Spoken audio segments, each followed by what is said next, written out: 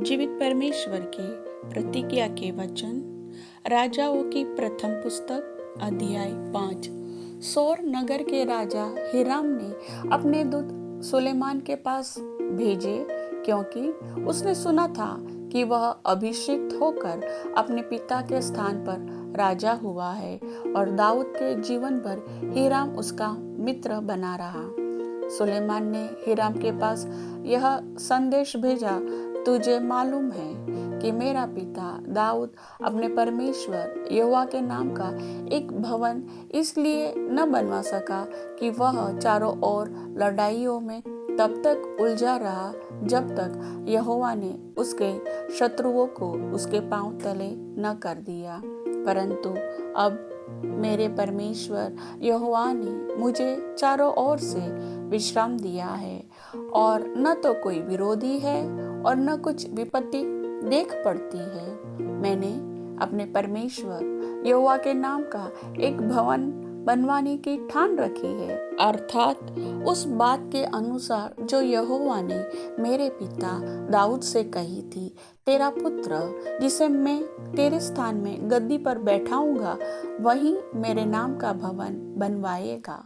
इसलिए अब तू मेरे लिए लबानोन पर से देवदार काटने की आज्ञा दे और मेरे दास तेरे दासों के संग रहेंगे और जो कुछ मजदूरी तू ठहराए वही मैं तुझे तेरे दासों के लिए दूंगा।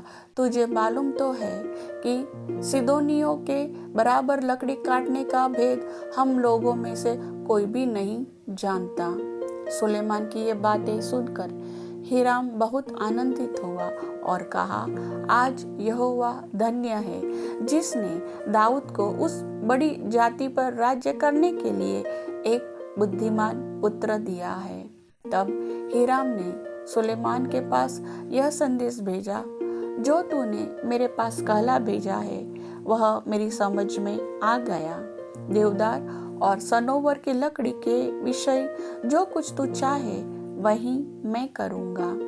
मेरे दास लकड़ी को लबानोन से समुद्र तक पहुँचाएंगे, फिर मैं उनके बेड़े बनवाकर जो स्थान तू मेरे लिए ठहराए वहीं पर समुद्र के मार्ग से उनको पहुँचवा दूंगा। वहाँ मैं उनको खोलकर डलवा दूंगा और तू उन्हें ले लेना और तू मेरे परिवार के लिए भोजन देकर मेरी भी इच्छा पूरी करना।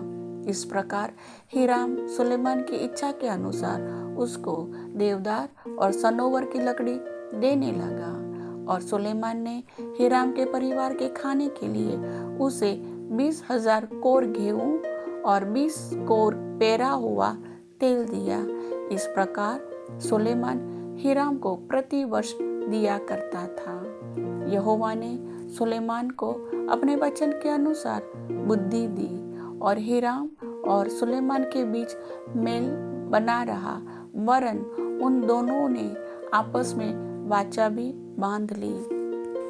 राजा सुलेमान ने पूरे इज़राइल में से 30,000 पुरुष बेगार लगाए और उन्हें लबानोन पहाड़ पर बारी बारी करके महीने महीने 10,000 भेज दिया करता था और 1 महीना वे लबानोन पर और 2 महीने घर पर रहा करते थे और बेगारिया के ऊपर अदोनीराम ठहराया गया।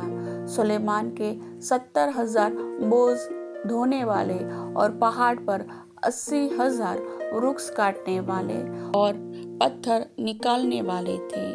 इनको छोड़ सुलेमान के 3,300 मुखिए थे जो काम करने वालों के ऊपर थे। फिर राजा की आज्ञा से बड़े बड़े अनमोल पत्थर इसलिए खोदकर निकाले गए कि भवन की नींव गढ़े हुए पत्थरों से डाली जाए। सुलेमान के कारीगरों और हिराम के कारीगरों और गबालियों ने उनको गढ़ा और भवन के बनाने के लिए लकड़ी और पत्थर तैयार किए। प्रभु वचन के सुनने वाले सभी भाई बहनों को आशीष दे। आमीन।